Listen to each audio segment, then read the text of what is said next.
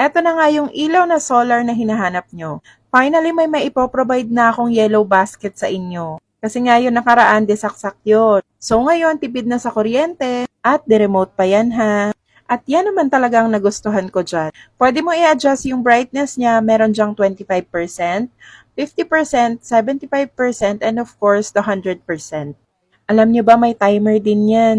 Pwede mo iset yung timer niya kung anong gusto mong mode. Dito na tayo sa mode.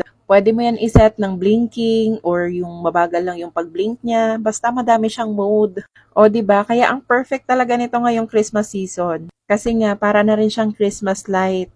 Unlike yung dekuryente, hindi na a-adjust ang mode niya or brightness ng ilaw. Gagawan ko na lang to ng part 2 pag naikabit ko na.